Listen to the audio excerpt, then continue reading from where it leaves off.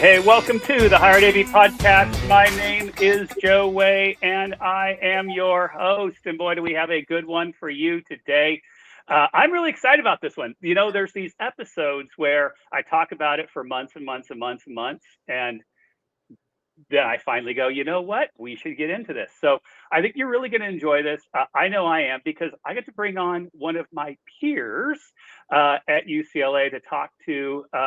But also, as you noticed over the last few weeks, everybody, I have been kind of expanding our guests and kind of bringing you different perspectives than normal. And so I'm really excited because Leom is actually, I was about to give his title. I don't do that, but I'm going to. But he's my peer, and he oversees our infrastructure services. But Leom, please welcome to the show. Thank you for joining. Please tell people who you are and what you do.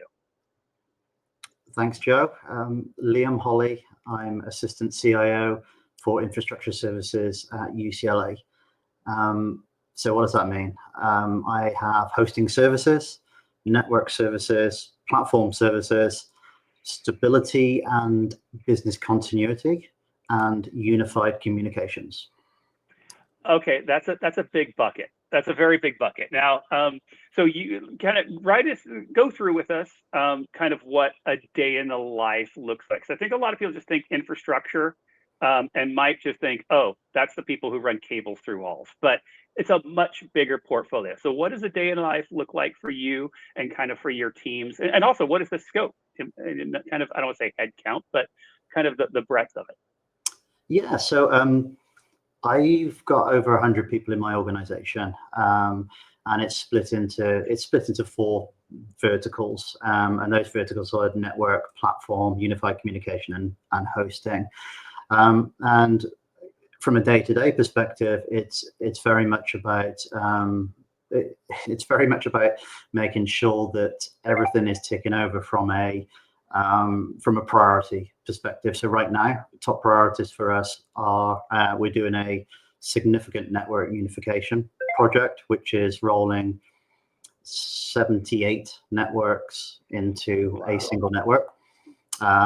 So as you can imagine, it's pretty complex. There's a lot going on there. And we're also looking at hosting consolidation. How do we take all of the data rooms, data centers, telecommunication rooms, and how do we optimize them? How do we reduce the count? So most of my days is talking to my leadership team, and then talking to my direct leadership, and updates. How are things going? What are our pain points? What are our blockers? It's interesting. There's a lot going on. That is quite the portfolio.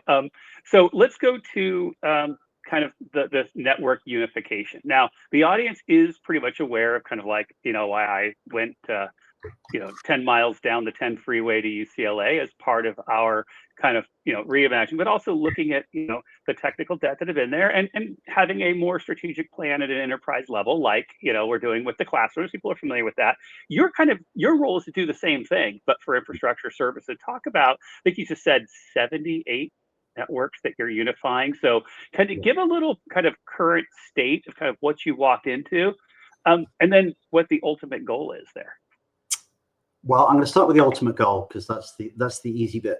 The ultimate goal is consistency, a set of expected services, so you know what you're going to get. Financial transparency, so you know what you're going to pay for those services, and performance, right? So network is it's the veins of any IT ecosystem, regardless of what that ecosystem is. And if that's not working, the ecosystem doesn't work. So it really is a foundational investment, a foundational deployment. So making sure that it's supporting and enabling everything else is top priority. So so what sort of state is it in today? It's all over the place. It's everything from shiny new devices to unsupported legacy Wi-Fi 3, in pockets. in some cases out of warranty, out of support, in some cases very well supported within warranty. So it's a mixed bag. But the opportunity we have is to standardize, create a single tech stack, create new relationships with vendors, and make sure we're fully supported and providing the services that people expect us to provide. Yeah. Yeah, I love that. And I love the fact of kind of how you're taking and understanding, here, I did learn how to speak English at one point. Not the Not real English. Not the King's English. Is it the King's? How do you don't say the Queen's English anymore, right? Not anymore. King's English. Yeah. All right. We're going to get to that part too. But when you things like this don't happen overnight, right? When you start getting these silos and these pockets, and the same thing from the classroom point of view, right? Everyone is aware that, there was a lot, the last major upgrade was in 2 decades ago, right? It was the last time there was investment. It's probably similar in network as well. I mean, especially if you think about a school like UCLA, the very first internet connection ever made came out of our school, right? Like there's some history there, but that doesn't happen overnight. And it's also not due to the people. Like the people are there, but sometimes when a institution doesn't have a larger strategic plan, and every department's kind of allowed to, okay, do your thing. We'll do, you multiply that by 100 and some years of a school. Next thing you know, you get these disparate things. So when you then come into a role like this, how do you now go about creating that plan? Right. And creating that, understanding the different starting points, the different operations, different partners, and then saying, okay, this is what our ultimate goal. How do you even go about putting that together? Well, I mean, you start at the ultimate goal and work backwards, right? So I've talked through exactly what we're trying to achieve. And actually, one thing I did forget to share is flattening the investment curve from a financial perspective. Right now, it's very unpredictable. We want to get on a nice, flat, predictable investment curve. So for network unification, this had kicked off before I joined. So I joined UCLA in January. And UCLA had sensibly partnered with Deloitte. And Deloitte tag team then with the leadership and determine, within a range of budget what's possible, and ultimately the possibilities have to at minimum meet the basic requirements, which is connectivity for all across campus and housing, and off campus for all UCLA facilities. But it has to hit the right price point and has to hit the right performance, and of course it has to be sustainable. So from a resourcing perspective and an investment perspective, can we maintain it and upgrade it when it needs to be upgraded? And I'm sure this is very familiar to you because this isn't just a network story. This is the basic building blocks of investment into any technology, such as your AV. So it's a matter of building the blocks up, learning what you can do, learning what's possible, and then when I came in, we were just gearing up to talk to the vendors and the OEMs and figure out what discounts we can get, what services we can get, who's going to give us the best value for money. Yeah, I love it. I want to touch on something that you brought up, and that's the sustainability part. One of the things I hear a lot from my peers, quite often, and I'm sure this is quite common in higher ed, is when you finally do say, hey, we need to do this upgrade, or this has gotten it, and you got the buy-in, and then you get the check to go do it. But that's not the end of the story. And quite often people go, well, wait, what do you need money for next year? What do you need money for this? We just gave you this. It's kind of like there's this invisible that everything is perpetual. I give you one check and it's fixed forever. So how do you go about then? And I hear this from my peers all the time. How do you get buy-in to help and tell that story that this isn't just it might be millions of dollars in doing this upgrade, but it's not the end of the story. How do you go about that? Well, there's two ways that I generally, or two tactics that I generally use. number one is pointing to all the poor performance in the past and saying, well, this won't happen again, right? Yeah. It's making the most of a bad situation, as terrible as that sounds. And the second thing is really quantifying the benefits on top of fixing the problems. So as part of the network unification rollout, we're going to go Wi-Fi 6 and Wi-Fi 7 is a good example. That's modern. It's future-proof to a certain degree, of course. You know, it's what's expected as part of a world-class institution like UCLA. People don't expect to visit UCLA and then jump on a Wi-Fi 4 access point and get very, very slow internet connection. People expect modern, state-of-the-art facilities and services, and that's part of what we're providing here. So yeah, it's very much about reminding and quantifying the benefits of continued investment. And also the benefits that come with continued investment. And as I said, it's about flattening the financial curve and being able to predictively plan years ahead, because you know what that refresh cycle is going to look like. You know how much the subscriptions are going to cost, et cetera, et cetera. Yeah, I love that. So on that, so I kind of want to go parallel. I love how, first off, I love how much you talk from a business point of view when we talk. And you know, we are peers. We report to the greatest boss that any of us can have. So Veronica, if you're listening, just know you are the greatest boss we can have. Both Leon and I agree with that. And actually, it is very true. We love it. We love our peer group and our CIO group. But you came in, you've only worked in higher ed for, you said you came January. Before that, you had no background. You came from Domino's, I believe, right? Correct. Before that, and sometimes GE, but you always, and quite often in our meetings, you will kind of treat a lot of what we do as a merger and acquisition, as a bigger picture type of thing, right? And not just we're fixing the small problem, which I think is quite common. It's definitely for my peers and for higher ed. It's got a lot of band-aid solutions, and you're looking at things as kind of organizationally. So one, talk about your background in that and kind of where your actual background comes from, and how do you use that to inform what you're doing here now in higher ed?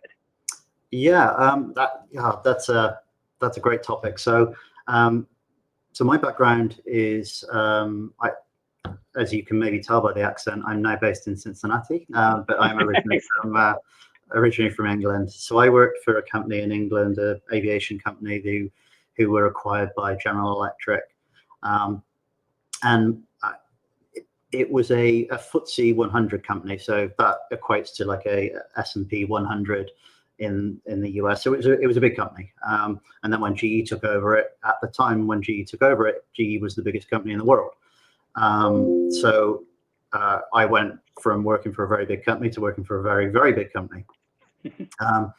And I quickly learned that a lot of decisions, a lot of things that I were a part of could potentially benefit others in the same organization, even if that organization is the other side of the world. I learned that there are benefits working together in contracts, for example. You can certainly get better discounts, better negotiation if you work with others who are also after the same thing. And a lot of my background is, well, so I started as a business apprentice. So my first 3 years of my career, I worked in HR, I worked in accounting, I worked in contract negotiations, etc. So from a foundational perspective, I learned how a FTSE 100 business worked, which was brilliant. I found that I was really good at IT, and I loved IT, and I loved building my PC to play Grand Theft Auto.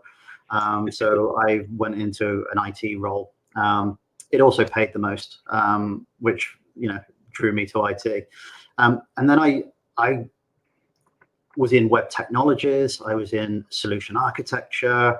I then sort of grew into owning all of compute for the aviation business. So my scope kept getting bigger and bigger. And as my scope kept getting bigger, the understanding that you had to take a step back and look at it from an enterprise perspective. And not only that, but you also had to think 2, 3, 4, 5 years ahead of what decision you're making is going to be. So it's trained me. It's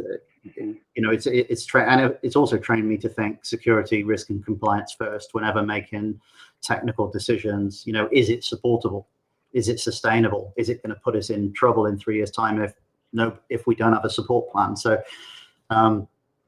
it's really been a journey that's trained me to think the way that I think now. Mm.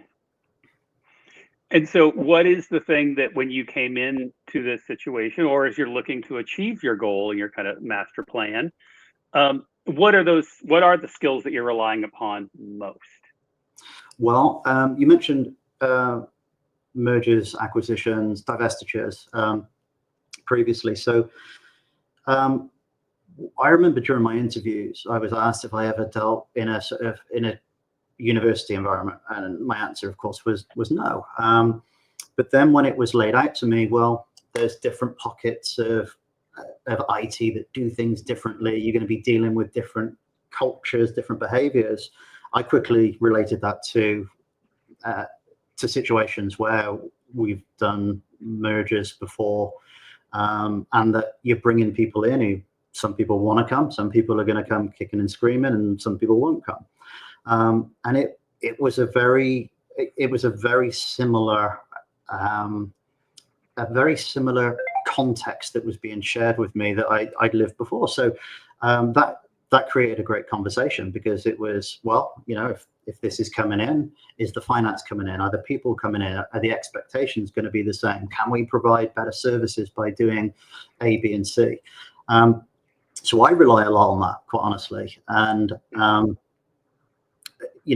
as we look at opportunities at UCLA, there's been so many things done in the past that have been created, rolled out in isolation, which has been perfect for the use case that's been delivered, but it's missing opportunities to meet other use cases, be it an IT function or a business function that needs to be fulfilled. So you'll probably notice when we're in meetings and stuff, that's the sort of way that I think is, well, if we're doing that, should we also be thinking about this, and this? And are there other opportunities that we're maybe not thinking of because we haven't taken that step back and look holistically across the enterprise? Yeah, I love that. Because I think that kind of, I'll call it a big picture view. Probably a better way of saying it, but that's what I would call it. It definitely comes through experience, right? That comes from understanding, not everything you go through especially when you're trying to bring consensus or bring other people into a larger plan, whether it be network, unification, whether it be a consolidation of service, whatever. All of those things have, different variables, and there's some are going to be successful, some are not, right? And be able to kind of learn from that and grow. One of the things to turn this now to our audience, I know one of the pain points I hear a lot of is, well, one, by the way, I hear the network team is the department of no. That's a common a theme. But also, I think that comes, though, I don't think they really mean it. I think what they really mean to say is, I don't know how to work with parallel groups well. I know so what can your advice be, like saying, hey, other AV, like we found this during, I'm going to make this the world's longest question here. When we were doing our pilot, right, we had to work together, right? Even though you have a larger plan for upgrading the networks and Wi-Fi, well, we grabbed 10 random spaces and said, guess what? We're going to go out of your order and we're going to do these random spaces. So we've had to work together. And I think we've done beautifully. I'm really excited about the partnership and all that. So what is your advice to others that go, how do I build those bridges? How do I get them to understand what I want to do now that AV is moving network and cloud-based and not, closed? There's the world's longest question that you can now take any direction you like. So it's a good question, and it's a difficult question to answer because everyone is different and every use case is different. But what I would say is if you have people who are coming to you with that as a concern, Honestly, the network team may not be set up from a process and engagement perspective in a way that encourages that, which isn't a good thing, right? And I've to a certain degree, we have that in UCLA. We don't yet have mature processes to allow people to come to us and express their need, be it a business need or an IT functional need.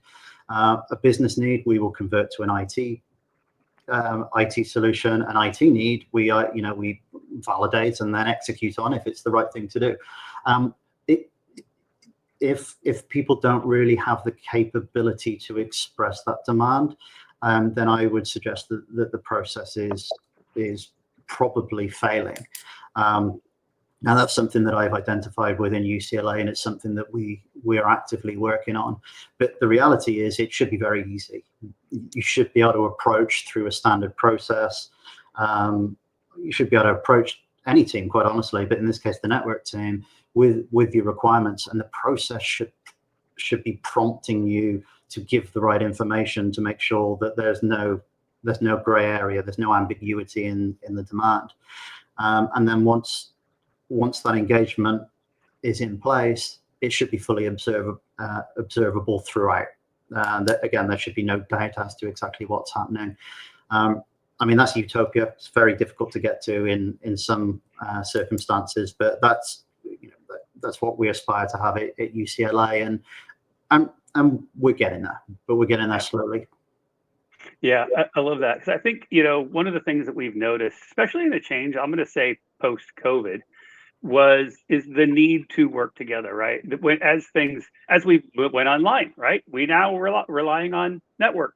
We're relying on our infrastructure. We're on our Wi-Fi for things to work, and those things now are being brought into our classrooms. Where prior to that, we could kind of be, our own curmudgeons as AV people and on our own and saying, get off my lawn and don't talk to me. Well, that's not the realistic reality of the world anymore, right? We have to be able to partner and be able to work together.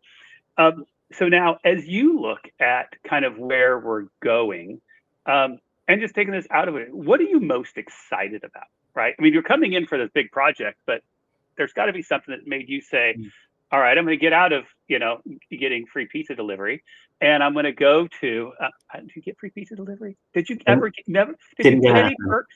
No perks whatsoever. And then to say, I want to come into this. So what is that driver, and what it kind of excites you most about the higher ed? What excites me the most is, it's two things I'm going to say. I love saving money and really, optimizing what we do. But secondly, it's really an enabling service that all of my verticals are.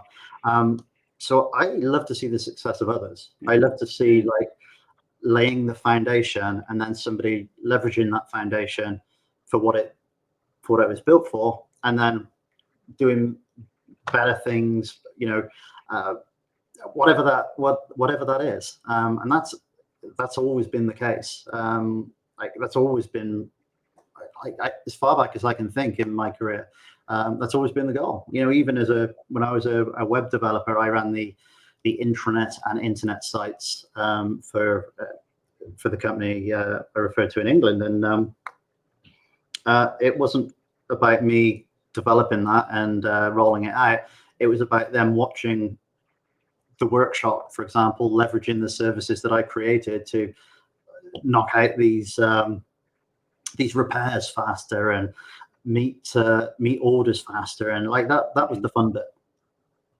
Yeah, I love that, and I absolutely agree with you. I mean, I think one of the things that I love best about higher ed, and as I moved from kind of industry, 10 years ago into the higher ed vertical, was I love the connection and the purpose, right? Yet so many different customers, so many different use cases for what we do. There's no boring day.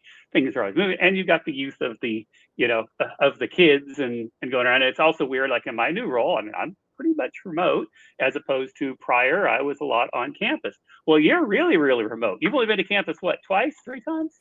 3 times, yep. 3 times. So, and as people know, we don't have a Cincinnati Cincinnati campus. So, but we're seeing a big move in IT, especially as AV is moving into IT verticals. It is actually common now. It wasn't so common 5 or 10 years ago. What is so for new leaders who might be stepping into that? How do you manage an org your size from beautiful Cincinnati? I'm lucky that I have an amazing leadership team. So all of the people leaders in my organization, and I've got 4 levels, I think, of people leaders. My direct reports are fantastic, and I was lucky enough to be able to bring one of the direct reports who worked for me in my previous role over to UCLA. And the leaders that I acquired are fantastic. So Veronica did a great job in putting them into position. So I leverage them a lot. I have an open Slack channel for the whole organization to, if they're not happy, if they're excited, if they've got things they want to share, that's pretty active. People share things, and sometimes I'm like, okay, let's take this one offline and let's have a quick discussion. And the world's a small place now. Yeah. It is a lot easier to work in a remote fashion, especially if the culture of the organization is promoting that. I've worked in roles before where it wasn't promoted as much, and therefore people are apprehensive about having that, having an open relationship across a camera and a screen. But UCLA, I have fully embraced it, and I think that really helps in being able to lead people, lead strategy, lead ideas, and really get the most out of the organization. So how do you, and I know this, we get a lot of our listeners are, new leaders, developing leaders. How do you build that? How do you build that kind of that trust, that community with your team? Because you've obviously done it in a very short amount of time. And what are those things? Well, I think there's a couple of things. One is just to be totally honest. It's okay to have conversations and say, well, we could probably do this differently, but it's always a we. It's not a you. It's like, how can I help? And the second thing is, I think there is it's a behavior of people. I mean, some people just aren't open, as I said, to have that relationship over a camera. It really helps that the team I've got are totally open to that, and it's a tough question to answer, because I don't think there's a one answer. I think it all depends on the individuals. Yeah, absolutely. And I know that kind of cultivating that culture, and I think it's something that goes through our whole organization, is understanding that culture's got to come first, trust has got to come first, and the people, because we have jobs, and this is, in the end of the day, your annual review is based on, did you get the stuff done you're supposed to get done, and did you do it well, and all that. But that doesn't happen without the trust and kind of sense of belonging of the team, right? And getting everyone together and having that build. I do kind of, before we go to the rapid round, there's one other area I want to go, and I don't actually know the answer to this, but I'm going to assume in your previous role, because I think this, especially for schools, I'm going to kind of tie it together, and maybe this is a false tie, that might have satellite areas or all that. I'm pretty sure Domino's, you weren't sitting in one Domino's franchise in the back and just sitting in a back desk there while the delivery people were coming in and out. You were running kind of a global org. How do you, what are those challenges? What did that even look like? It intrigues me. Yeah, there were a lot of challenges. So, I mean, a few challenges I hit, like their headquarters is about 4 hours away, door to door from my house. So they're headquartered in Ann Arbor, Michigan. So I would go up there once a month and see the team. So that helped. But as an organization, they didn't embrace remote working. So it did make it pretty challenging to drive strategy and to drive thoughts, ideas. And I was the only, to my knowledge, I was the only remote leader. So I made an effort to go up as much as I can. But the biggest challenge I faced was the senior leadership in IT are quite old school, which might be a surprise to hear, because there is a perception it's a modern sort of technology type company that also sells pizza. The reality behind the curtains is very different.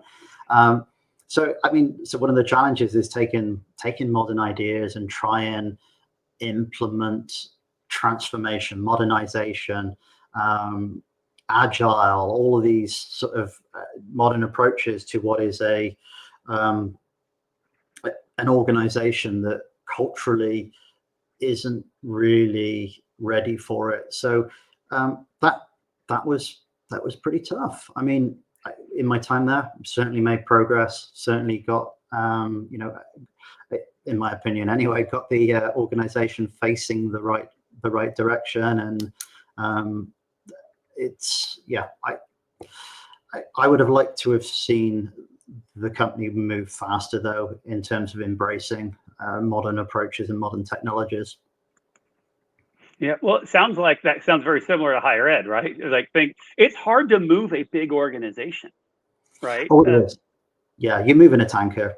It takes a long time, and once that culture is embedded within the organization, culture is hard to change, and you need that change from top down, and it needs to be driven very hard from senior or from the very top. Now, in my previous company, that didn't really happen. UCLA, it is happening. So we have Lucy, we have Veronica, we have the chancellor, the vice chancellor, all saying this is what we're doing, and that makes life so much easier. Because you don't have to justify every decision you make. Then you simply have to align to a decision that's already been made, and it really helps.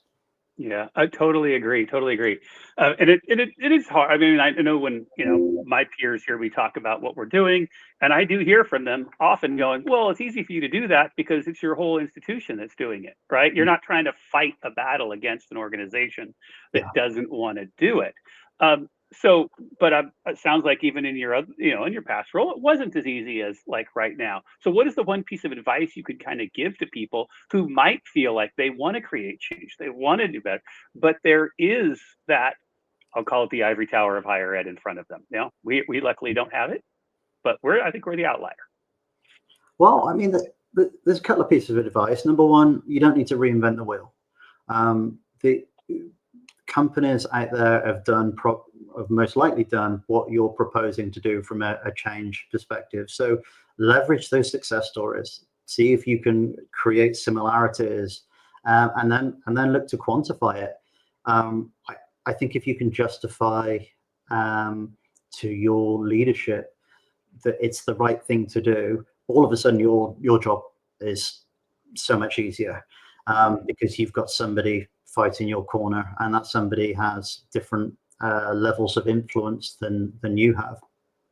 So finding those success stories, it really is key. And I would say, don't take the success stories from the people that are trying to sell you the product or strategy that you're trying to roll out, because they're a little bit exaggerated. But there's plenty of people out there who are more than willing to share their journey, good or bad. So leverage that network. Mm-hmm. I love it. Absolutely agree with that. Because the thing is, I think that there are a lot more people who want change, but are just looking for that, to understand they're not alone in it, right? And being able to put that and build that kind of, I'll call it a coalition of the willing, but of putting it out there. And it's amazing how much I think people will embrace. But I love this. All right, so now we're gonna transition now. It's a little rapid round. Just some fun questions that have no right or wrong answer, unless I have an opinion of my own, in which case there might be a wrong answer. Everyone gets the same first question here. So higher ed is about tradition, and so what is your favorite college tradition? Would it be strange for me to say I have no college tradition? None. You get you like. But didn't you went to? I'm going to say it's Gloucestershire, Cheshire, The University of Gloucestershire. Gloucestershire. So Yeah, there's got to be something there, no? nothing. No, in England, you go to college to learn, and that's about it.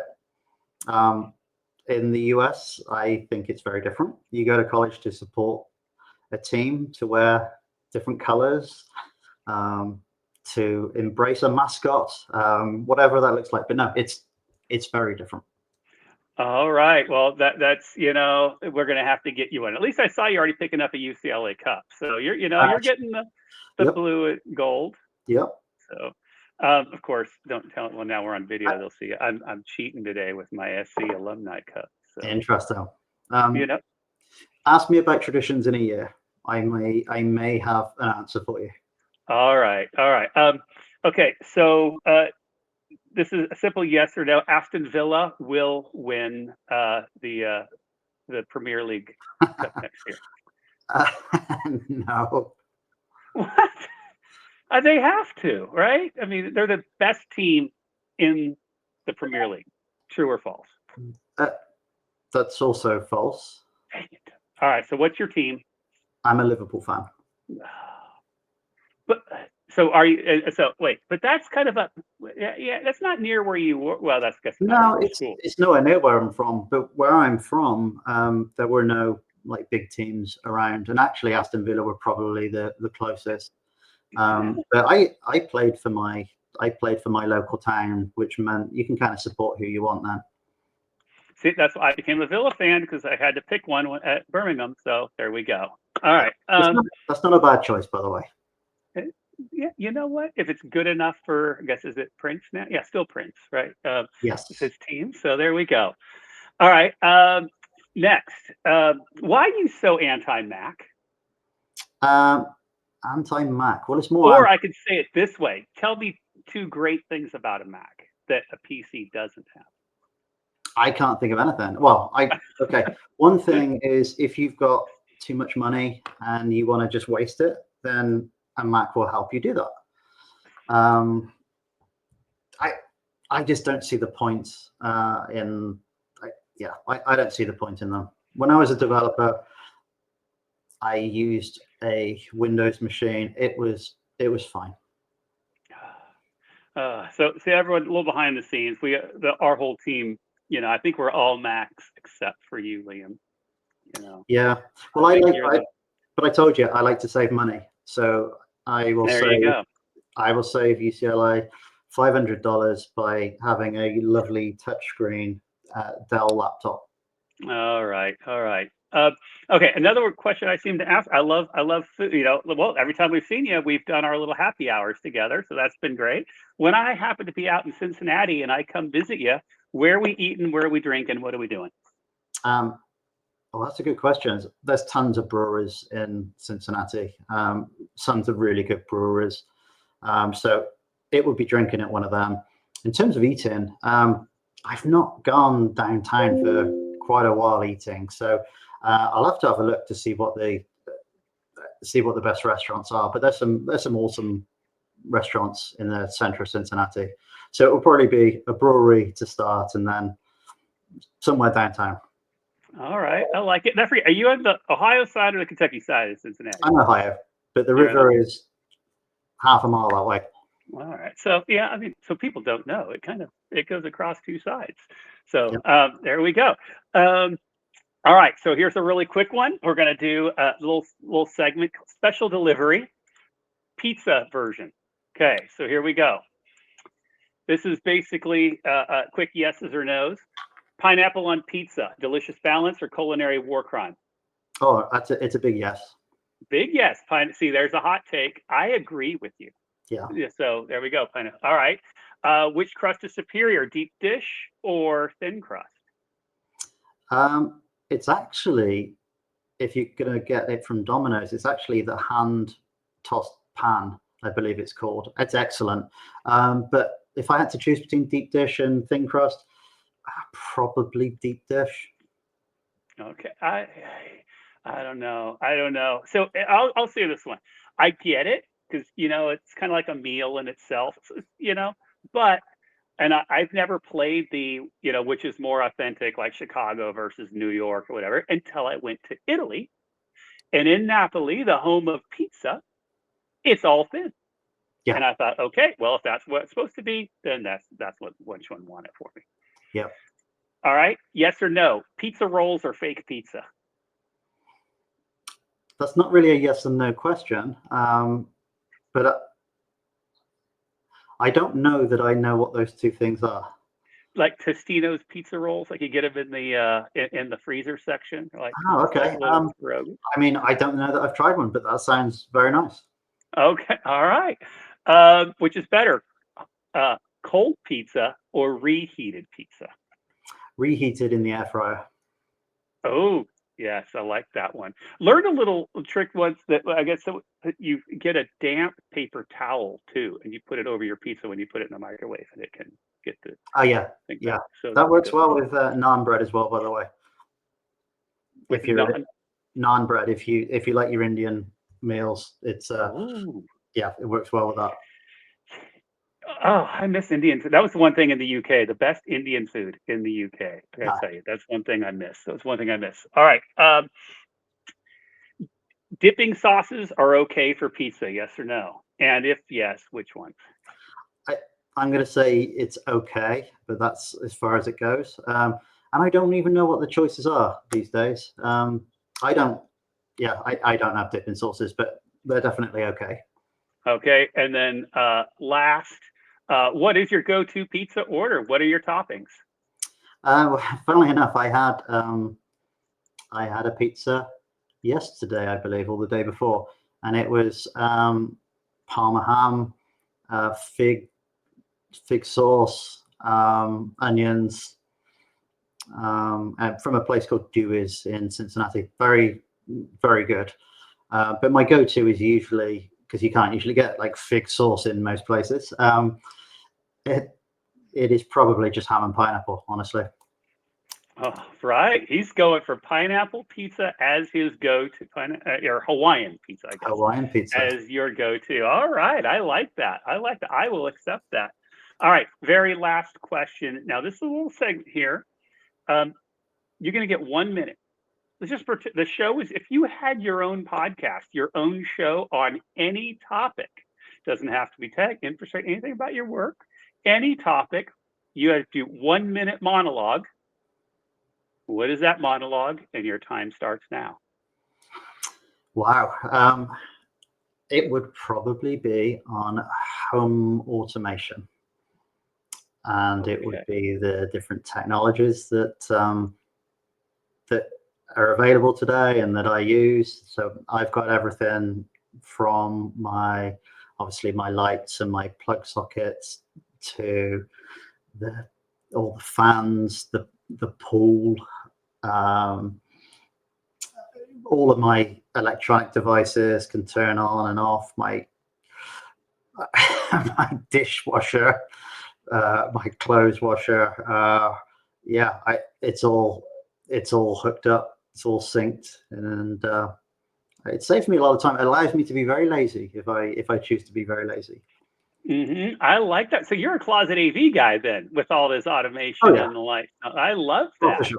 Yeah, I love it, and I totally agree too. So the funny thing, my wife makes fun of me that I always do, and everything I do is got to be smart. I connected all this until we go somewhere that doesn't have it, and she can't turn on her phone, open her phone, and go, "Well, I just want to turn this light. Can you like?"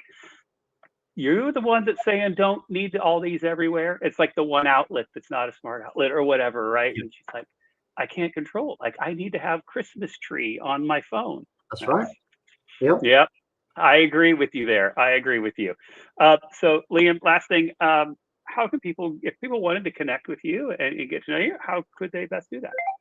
LinkedIn, drop me a message. Yep. And I will throw in the show notes a link to your LinkedIn. Well, thank you very, very much. This was awesome. I definitely enjoyed it. I enjoyed the conversation. I knew I was looking forward to it. I'm glad we got it on the docket. Everybody, I hope you really enjoyed this conversation and really enjoyed the opportunity to kind of hear from another perspective. Again, I'll call it AV adjacent, and those who we work together. So I encourage everyone, reach out to your infrastructure team, your ACIOs, and build those same relationships with your school. As always, you can find me at JosiahWay on all of the socials, follow at HireAV on all the socials, and go join HETMA at HETMA_org on all of the socials. And as always, everybody, as you know, all the opinions expressed here are not necessarily of those as of our respected institutions, any sponsors of the show, anyone who wants to sue us. Really, if you want to sue us or we could get in trouble, these opinions had nothing to do with it. So there we go. We'll see you, everybody, next week.